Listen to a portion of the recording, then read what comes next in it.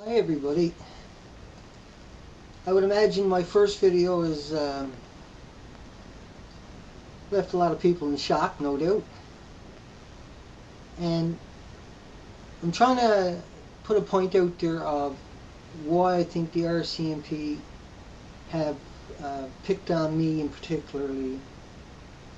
They beat up 3 little girls that come to my house, underage girls, yet Canada sits idle. I spent 4 days collecting email addresses to every single newspaper in Canada. What a joke that was. I sent them individual emails and then mass emails, and I've done this for weeks and then months. Do you know I never got one reply? I've included my friends' emails in that to make sure the emails were actually getting out there, and they were. Every single time. Yet not one newspaper in Canada would reply to a story of the same cop beating the shit, and I mean beating the shit out of 3 little girls. They beat them so bad. Now that's the girls that come and take care of me. Obviously sending me a message. They beat them black and blue. There was no charges. They were locked up overnight with no clothes on. And I'm talking black and blue. The hospital wouldn't even look at them. The hospital in Port Hardy in particular only deals with government friends and families. I have 2 criminal charges. I have 2 outstanding warrants on top of those charges now because I didn't show up in court apparently. I was so sick I guess I missed court, and now I have 2 criminal charges, and I also have, now that's for breaking a door at social services on the coldest, windiest, wettest day of the year. I was forced to go down in my electric wheelchair, which is not waterproof, and the door got broken with the front of my wheelchair. They got a restraining order against me. Now I have criminal charges and convictions against me. Now I have outstanding warrants. Outstanding warrants. I can possibly go to jail.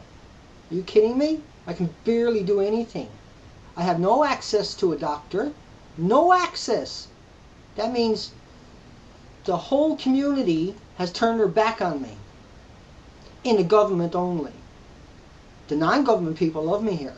The government has turned their back.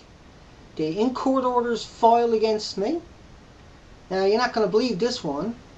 I have been declared a threat to all RCMP. I have been declared a threat by all local government agencies.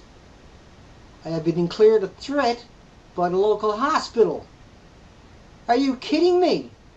All I done was wanted a hospital bed. And I waited 7 years for it. Meanwhile, every government friend and family member got everything that they ever wanted, but the non-government gets nothing. It's like that in every single town, right across Canada, bar none. It's about the Lions Den and the Freemasons control every single town. All RCMP have to be Freemasons. And you're going to tell me this is a country, and we're going to let this old school, this very old school, system that's been around for 100 years mock Canada.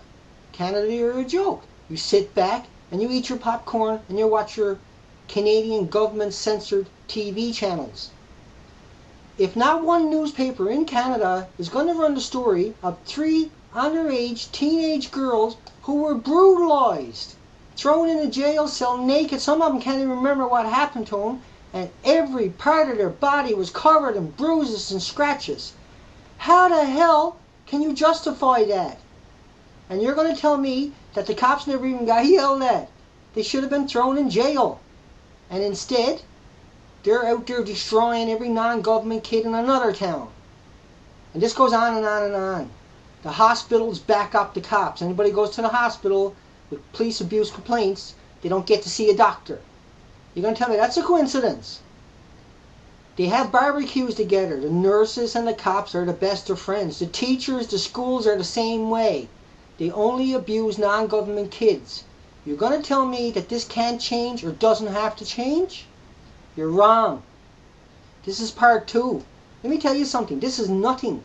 Part 3 is going to be a smack in the mouth, okay? Make no mistake about it. If my site gets taken down, and I've been threatened now to have my sites taken down if I don't take my video down, my last video, number 1. If my site is taken down, I will flood YouTube. Canada media will not run one story. All they do is cover up. They take the police spokesman story, throw it out there. The victim stories never get heard. The time is now. We are going to have to change. What they're doing to me is only a reflection of what they got away with for generations. To be a cop, you have to come from a government or a police family, a political family. In order to work for CSIS in Canada, you have to come from a prestigious family. How come?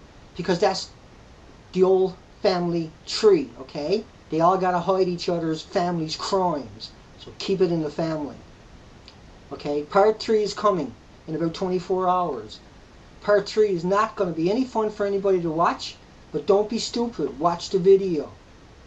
I got no reason to lie. I got nothing to gain, okay? All I got to do is tell you the truth and let you make up your own minds. Prove me I'm wrong. I can prove I'm right.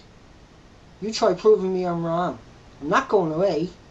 There's an 11-year-old rape victim who was raped by Chief Justice, Supreme Court Justice Alex Hickman.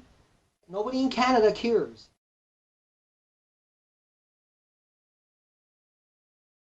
He's there for his sister who was raped and impregnated by a judge. We can't get his DNA. You're going to tell me that's a system? He cannot get one newspaper to talk to him. He's been at this for a long time. This system will change. I will change it. Make no mistake about it. I got you worked out, okay? You're going to change. RCMP in Canada, you're history. The nurses in Canada, you're disgusting people. Disgusting. The doctors in Canada, hideous people. Canada needs to change. Canada will change. And Canada is about to change. I will make sure of that at all costs. Take care.